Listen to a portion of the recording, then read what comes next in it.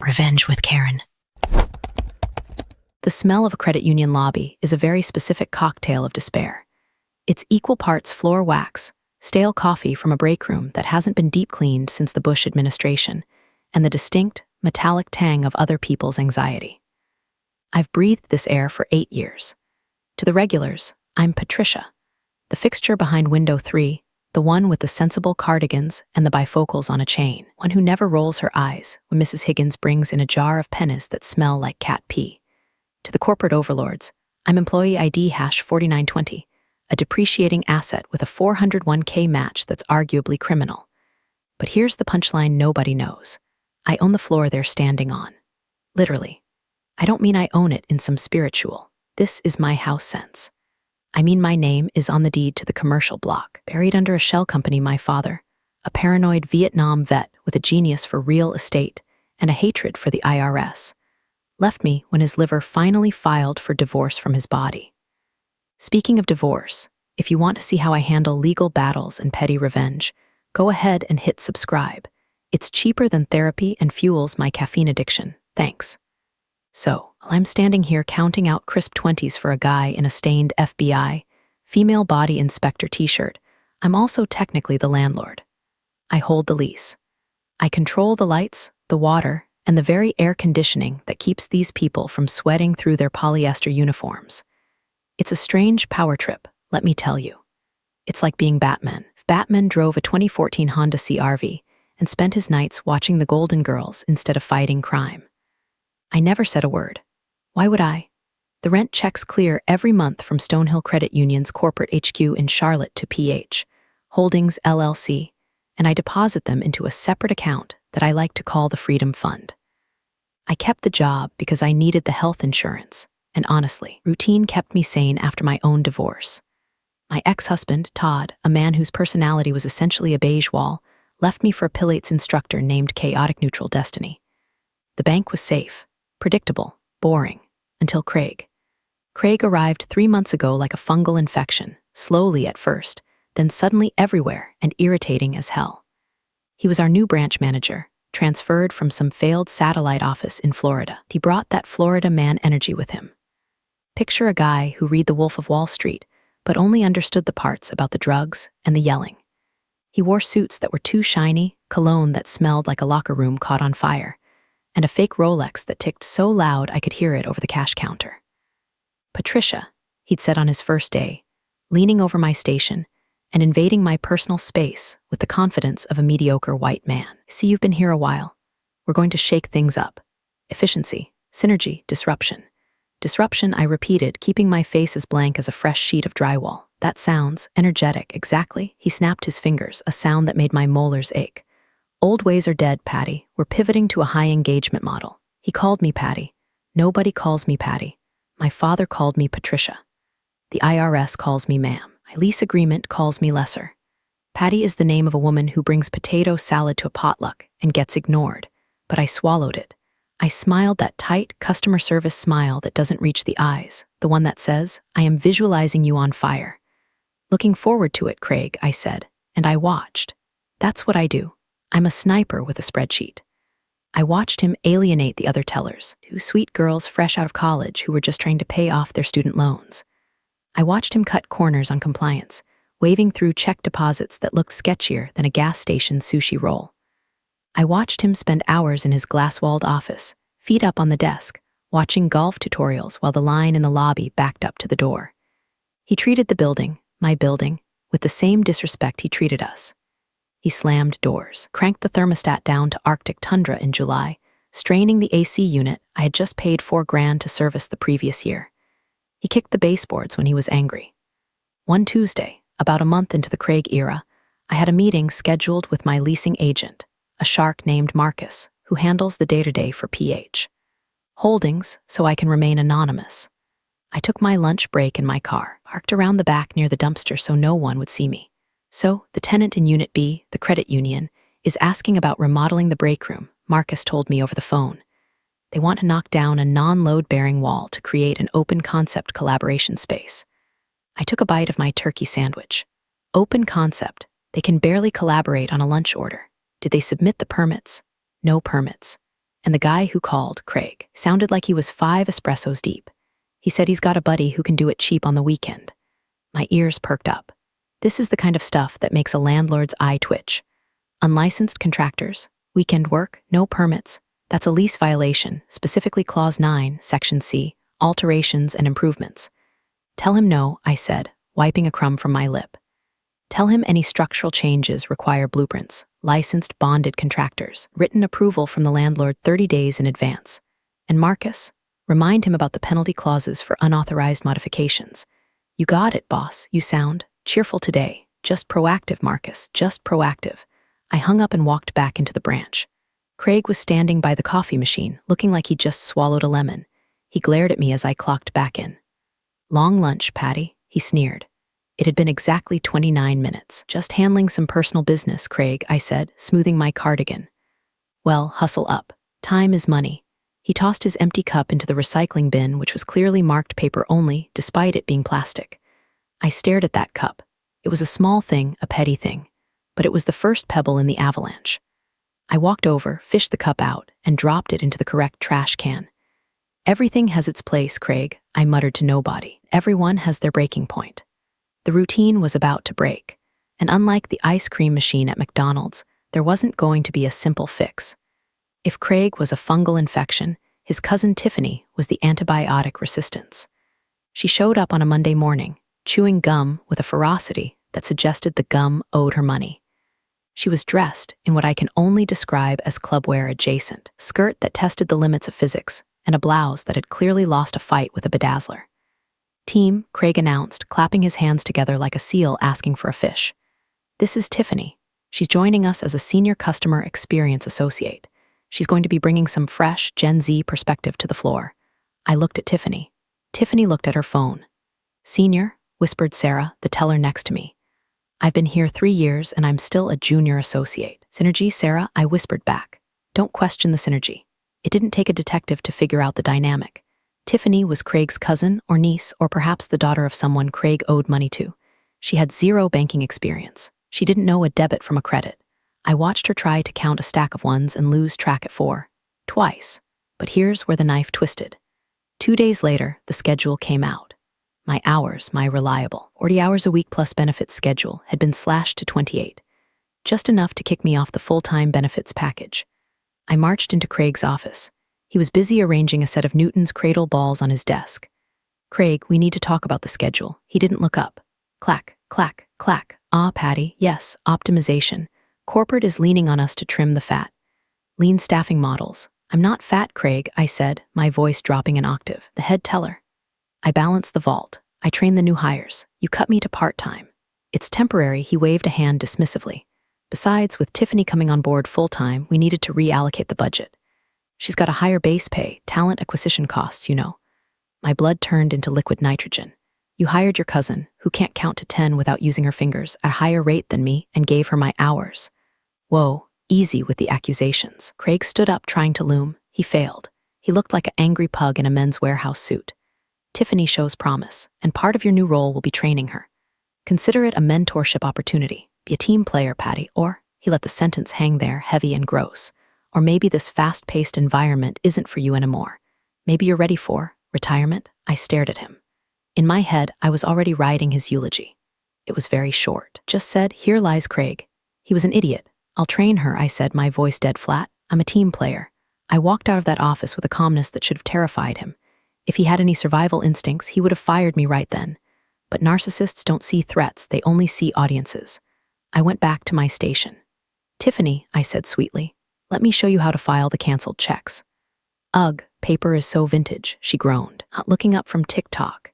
Indeed, I said, vintage. Later that afternoon, the AC unit started making a sound like a dying cow. Thump hiss, it was vibrating the floorboards. God, this building is a dump, Craig shouted from his office. Patty, call the HVAC guy. Tell him it's an emergency. I didn't call the HVAC guy. I called the property management file server on my phone while I was in the bathroom. I pulled up the maintenance logs. According to the lease, Clause 6A, tenant maintenance obligations, the tenant, Stonehill Credit Union, was responsible for quarterly filter changes and annual servicing of the HVAC unit. I checked the records. The last service invoice logged was, never. Wait, I dug deeper. I found a scanned invoice in the shared branch folder. Craig was sloppy with his digital files. It was an invoice from Dave's Discount Air and Lube, dated 3 weeks ago. Description: bypassed compressor safety switch. Added Freon. Cash payment. My heart did a little salsa dance. Bypassing a safety switch? That's not just a lease violation. That's a fire hazard. That's gross negligence. That is grounds for immediate lease termination if deemed a danger to the property. I printed the invoice. I folded it neatly and put it in my purse, right next to my peppermint candies. Craig walked by, sweating through his shirt. Did you call them? On it. I said, I'm handling it personally. Good. And hey, Tiffany needs help balancing her drawer. She's short $500. Of course she is, I smiled. I'll go find it. I wasn't just going to find the money, Craig. I was going to find the exit door for your entire career, and I was going to hold it open for you. There's a specific kind of silence that falls over a battlefield before the artillery starts. That was my life for the next 2 weeks. Outwardly, I was Patricia the doormat. I fetched coffee. I corrected Tiffany's deposit slips, which often looked like they were filled out by a drunk raccoon. I took the verbal abuse from Craig about my lack of hustle when I refused to sprint to the printer. But inwardly, I was the Count of Monte Cristo with a label maker. I started a physical dossier, a black binder. I kept it in my tote bag. Every day it grew fatter. Violation #1, unauthorized subleasing. Craig had let his friend, a guy who sold reconditioned iPhones that were definitely stolen, set up a small kiosk table in the lobby on Tuesdays. Community engagement, Craig called it. Commercial zoning violation, the lease called it. I took photos. Violation #2, fire code. The collaboration space idea hadn't died. Craig had moved a massive, heavy filing cabinet in front of the rear emergency exit to open up the flow. He took a picture of the blocked door, with the red exit sign peeking out sadly from behind the metal monstrosity. Violation #3, sanitation. The cleaning crew had been cut to save money. The bathrooms were becoming a biological experiment. I documented the mold starting to bloom on the ceiling tiles like a gruesome watercolor painting. But the masterstroke was the water damage. I knew the plumbing in this building. I knew that the second floor pipe, right above the server room, had a tendency to sweat if the humidity wasn't controlled. And since Craig had the HVAC running on a bypassed compressor that was failing to dehumidify the air, the conditions were perfect. I went into the server room one morning to check the supply inventory. I looked up. There it was. A damp, dark stain spreading across the acoustic tile. A tiny drip, plip, plip. Most employees would call the manager. I called my property manager, Marcus. Marcus, I whispered, shielding the phone. I'm at the Stonehill branch. As a concerned citizen, and also the owner, I need to report a potential structural failure threatening the electrical systems.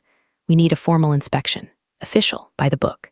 You want the scare the hell out of them inspection or the fix it quietly inspection? Marcus asked. I want the documentation for eviction inspection. Send the most anal retentive inspector we have. Send Bob, one who measures screw depths with a caliper. Bob, got it. He's free Friday. Perfect. Friday is payday. It's the busiest day of the month. You're evil, Patricia. I'm thorough, Marcus. I walked back out to the floor. Craig was holding a staff meeting. He was standing on a chair, literally standing on a swiveling office chair to address us. Numbers are down, he barked. We need to push more auto loans. Tiffany, great job on that one app you got yesterday. Thanks. Tiffany popped her gum. It was my mom, but whatever. Patricia, Craig swiveled toward me. The chair wobbled. I prayed to gravity, but gravity was on a break. You have 0 apps this week. 0. You're the senior teller. You should be leading the charge. I've been busy fixing the compliance logs, Craig.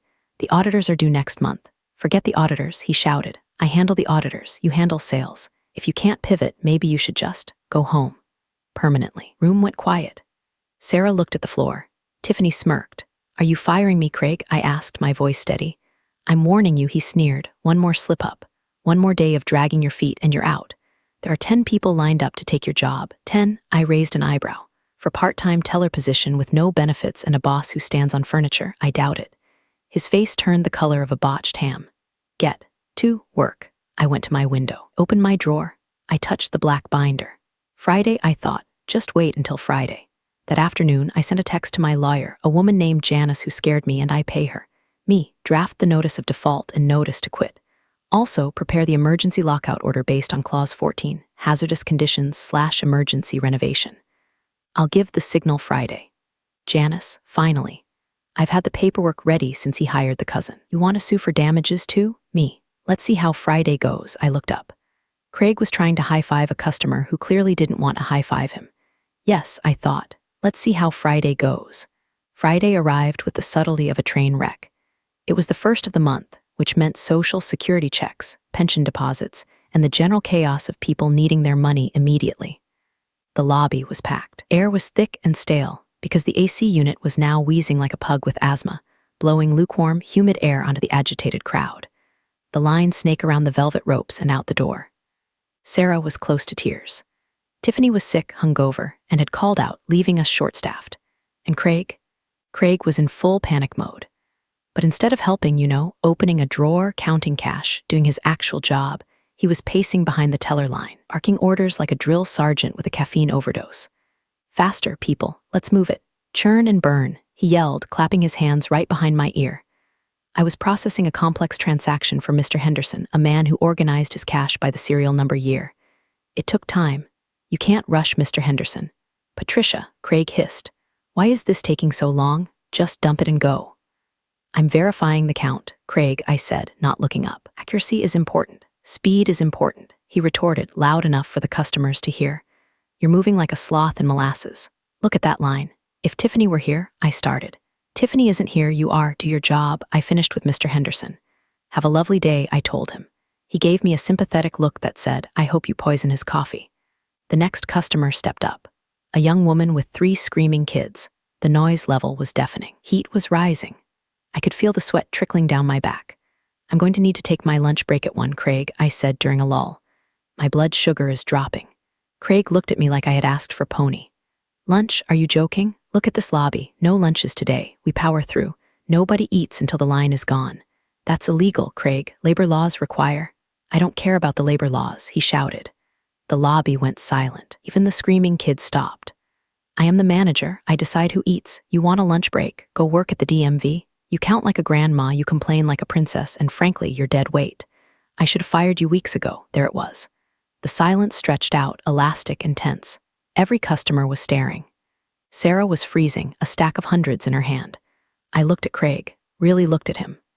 I saw the sweat stains on his cheap suit. I saw the fear in his eyes masked by bravado. He wasn't a leader. He was a scared little boy playing king of the hill. Dead weight, I repeated softly.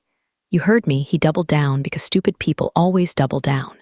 Now get back to work or get out. I looked at the clock. 12:45 p.m. Okay, I said. I turned back to my computer. I wasn't processing a transaction.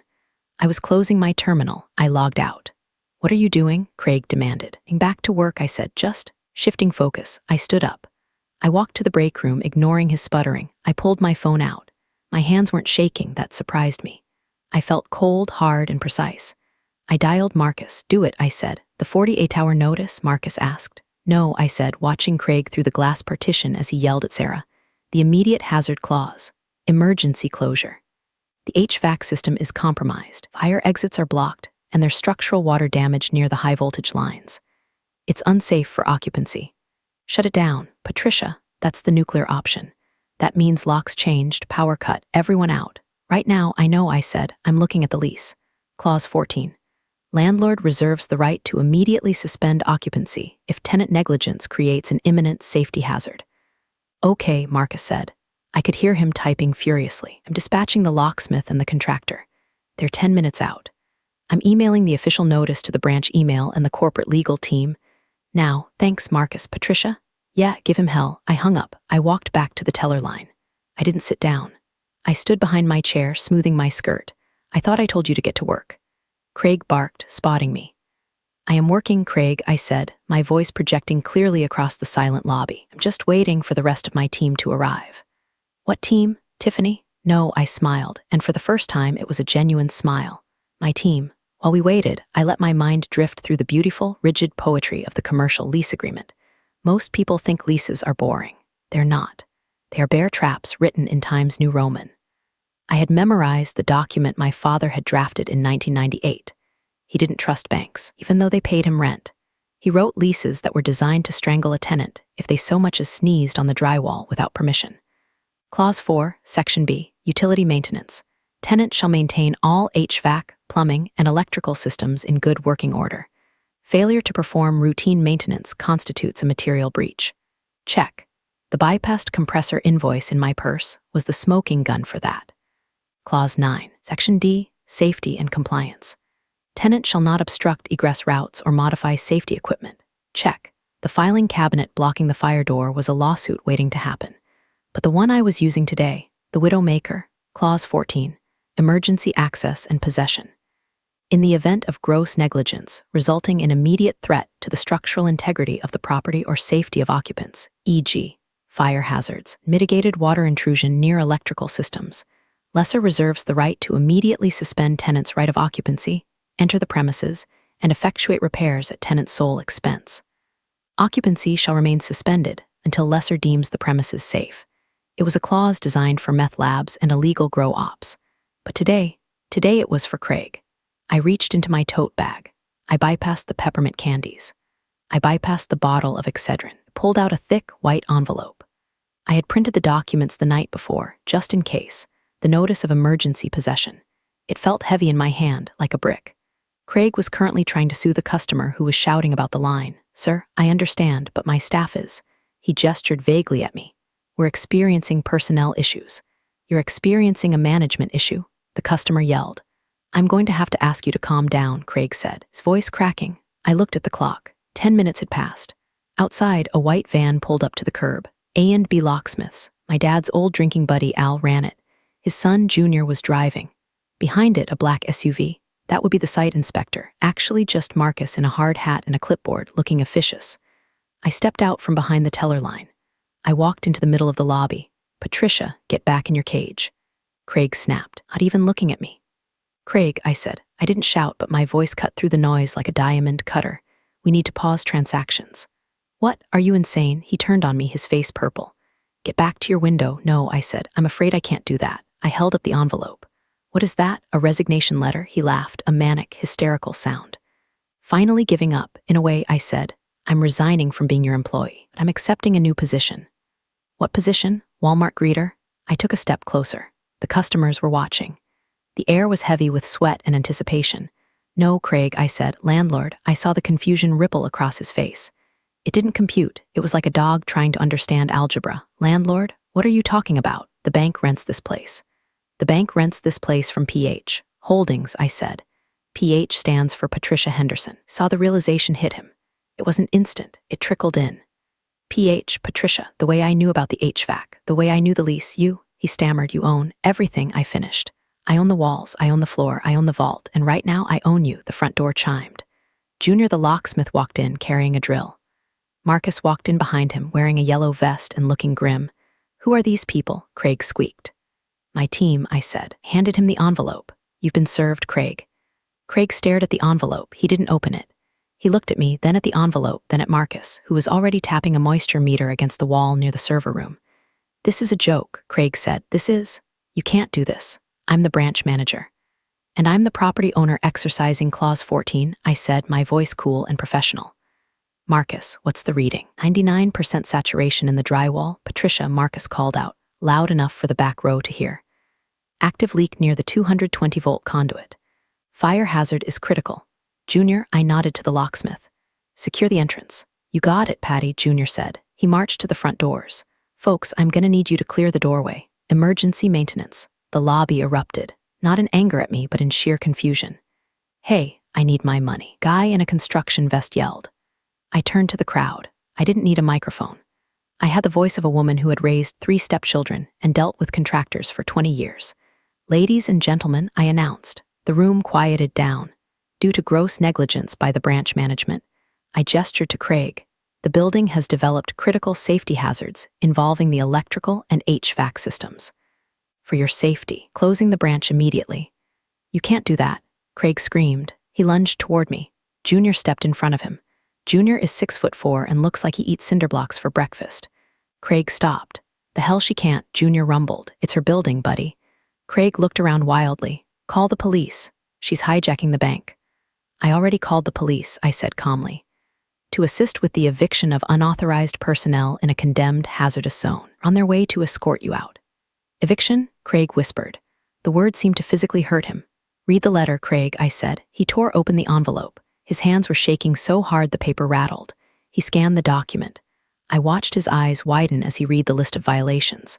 The blocked fire exit, the bypassed compressor, the unauthorized paint, the water damage. This says occupancy is suspended indefinitely, he choked out. Until repairs are made and inspected, I corrected.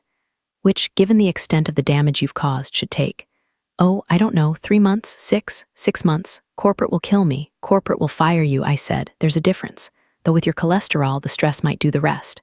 Sarah, I turned to the other teller, who was watching this with her mouth open. Secure your cash drawer. Lock the vault. Clock out. You'll be paid for the full day. I'll make sure HR knows this wasn't your fault. Okay, Patricia, Sarah said, moving faster than she ever had in her life. No, Sarah, stay there, Craig yelled. I am your boss. Not anymore, Sarah said, slamming the vault drawer shut. Click. Junior, cut the power to the non-essentials, I ordered. Junior walked to the breaker panel in the hallway. I heard the thunk, thunk, thunk of heavy switches being thrown. The overhead fluorescent lights flickered and died. The hum of the computers vanished. Wheezing AC units sputtered and went silent. The branch was plunged into the dim, gray light coming through the windows. The silence was absolute. Craig stood in the semi-darkness, holding the paper. He looked small. He looked deflated. You planned this, he whispered. You set me up. I didn't break the HVAC, Craig, I said. I didn't block the fire door. I didn't treat my staff like garbage. I just provided the rope. You tied the knot. The blue lights of a police cruiser flashed through the front window. Time to go, Craig, I said. Don't forget your Newton's cradle. 2 officers walked in. One of them was Officer Miller. I knew him. He used to date my sister in high school. Small town, big secrets. What's the trouble, Patricia? Miller asked, hitching up his belt. He ignored Craig completely. Landlord-tenant dispute involving safety hazards, officer. I've issued an emergency suspension of occupancy under the lease terms. Mr. I gestured to Craig. Mr. Miller here is refusing to vacate the unsafe premises. It's my branch. Craig spluttered. She's just a teller. She's having a psychotic break. I have the deed and the signed lease agreement right here, I said, handing Miller the clipboard Marcus had been holding. Here is the independent inspector's report declaring the electrical system an immediate fire risk due to water intrusion caused by tenant negligence. Miller glanced at the clipboard. He looked at the water stain on the ceiling. He looked at the blocked fire exit. Looks pretty cut and dry to me, Miller said. Sir, if the owner says the building is unsafe, you have to leave. Now. But the money, the customers. The vault is locked, I said. Customers are being directed to the downtown branch. The only thing left here is you, creating a disturbance. Sir, Miller put a hand on his handcuffs, not unlatching them, just resting it there. A suggestion, don't make this a trespassing charge. Craig looked at me one last time. There was no arrogance left, just hate, pure, distilled hate. You're going to regret this, he hissed. I'll sue you. Stonehill will sue you into the ground. Get in line, I said. A divorce lawyer needs a workout. He grabbed his jacket. He grabbed his Newton's cradle. He didn't look at Sarah. He walked out the door, Officer Miller trailing him like a bored babysitter.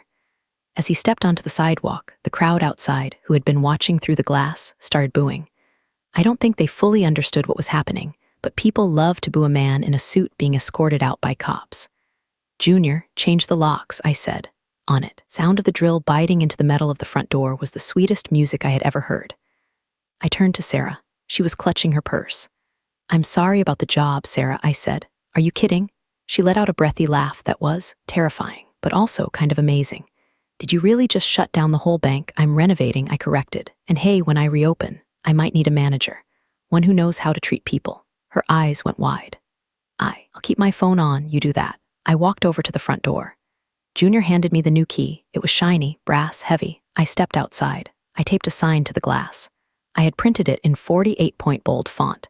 Closed for emergency renovations due to severe maintenance neglect. Please visit the downtown branch. Management, I stood on the sidewalk. Craig was in his Audi, furiously screaming into his phone. The customers were dispersing, grumbling but moving on. My phone rang. It was an unknown number. Area code 704, Charlotte, corporate headquarters. I let it ring. Then I let it ring again. I walked to my car, got in, and turned on the radio. Danny DeVito was doing a commercial for Jersey Mike subs. So anyway, I started blasting. I muttered to myself, chuckling. I drove to the nearest liquor store and bought a bottle of the good bourbon. The stuff that costs more than Craig's shoes. Didn't answer the phone until Monday. By then, I had 17 voicemails. 3 were from Craig threatening, 10 were from the regional VP panicked, and 4 were from the corporate legal department confused. I called the legal department first. "This is Patricia Henderson, representing PH Holdings," I said, putting my feet up on my coffee table. I was wearing pajamas. It was 11 o'clock a.m. "Miss Henderson," the lawyer sounded breathless. "We have a situation. Our branch staff is reporting a lockout. We need access immediately. This is highly irregular." "What's irregular?" I took a sip of coffee. "Is the fact that your branch manager bypassed a safety switch on a 5-ton HVAC unit, creating a fire hazard that violated Clause 6, 9, and 14 of our lease. I have the invoice. I have the inspector's report. I have photos of the blocked fire exits." Silence on the other end. Lawyers know when they've stepped in a bear trap. We were not aware of these actions," the lawyer said, his voice dropping the aggression. "Ignorance of your employees' actions doesn't void the lease, counselor. The building is currently unsafe. I have contractors scheduled to strip the drywall and replace the electrical conduits starting Wednesday. The branch will remain closed until the work is done. Estimated timeline, 4 months. 4 months. Can't have a branch closed for 4 months. The revenue loss? Then you should have hired a manager who didn't commit gross negligence," I said. "Oh, and per the lease, you're on the hook for the repairs. I'll send the estimate. It's looking like $80,000. Plus lost rent. We'll sue," he tried. It was a weak reflex. "Go ahead. I'll countersue for endangerment of the property and breach of contract. I'll leak the photos of the moldy break room to the local health department and the local news. Channel 5 loves a bank risks customer safety story." Longer silence. "What do you want, Miss Henderson?" "I want the lease renegotiated," I said. "The current rate is 2010 market value. I want 2024 rates, triple net, and I want a clause that gives me veto power over any future construction. And the repairs, you pay them. Up front. I'll have to take this to the board. You do that. I'll be here watching Danny DeVito memes." 2 days later, the news filtered down through the grapevine, Sarah. Craig was fired, not let go. Fired. For cause, gross misconduct. He tried to claim I sabotaged him, but the invoice with his signature on the cash payment to the HVAC hack was hard to argue with. Last I heard, he was selling solar panels door to door in the next county. Tiffany. It lasted 2 days at the downtown branch before she was caught vaping in the vault and let go. The bank caved. They had no choice. The location was too prime to lose, and the PR nightmare of a safety scandal was too risky. They signed the new lease. My rental income tripled overnight. But the best part, the reporter. A local journalist had seen the commotion on Friday and the angry Facebook posts from customers. She tracked me down. "Are you the owner?" she asked, standing in my driveway. "I am," I said. "The bank claims this is a routine renovation. Customers are saying the manager was escorted out by police." "What's the truth?" I smiled. "The truth is buildings have standards. Sometimes you have to tear out the rot to save the foundation. Can I quote you?" "Sure. Just spell my name right on the check. It's been 3 weeks. The branch is gutted. The drywall is gone, exposing the studs. The ugly carpet is ripped up, revealing the concrete slab. Air smells like sawdust and victory. I'm sitting on a folding chair in the middle of what used to be the lobby. The HVAC unit has been replaced with a top-of-the-line carrier system. It hums so quietly you can barely hear it. Sarah is coming back as the assistant manager when we reopen. We're hiring a new branch manager. I have veto power on the hire." The first candidate walked in wearing a shiny suit, and I immediately said next, "Looking for someone who wears cardigans and knows how to count. My freedom fund is looking less like a safety net and more like a fortress. I bought a boat. I don't sail, but I like sitting on it and drinking wine while not answering my phone. People ask me if I miss it. The routine, the teller line, being Patricia the invisible. I don't. I realized that for 8 years, I was counting other people's money while letting them discount my worth. Let a man in a polyester suit treat me like furniture, because I thought it was safer to be the wall than the sledgehammer. I was wrong. Being the sledgehammer is way more fun. I took one souvenir from the demolition. Craig's Newton's cradle. I found it in the trash bin behind the building. I have it on my desk at home now. It reminds me that for every action, there is an equal and opposite reaction. You push me, I push back. You cut my hours, I cut your power. I to screw me, I screw your lease. Physics, it's a beautiful thing. So here's to the invisible women. The tellers, the admin assistants, the ones you walk past without seeing. Be careful. We might own the building, and we definitely have the keys. Now, if you'll excuse me, I have a date with a Danny DeVito marathon and a pint of Ben and Jerry's. Don't forget to scrub that subscribe button like I scrubbed Craig from the payroll. Stay petty, Reddit. Patricia, the landlord. And that's how it all played out. Funny how life can twist itself into knots and then somehow straighten out again. Yeah. Thanks for listening and being here.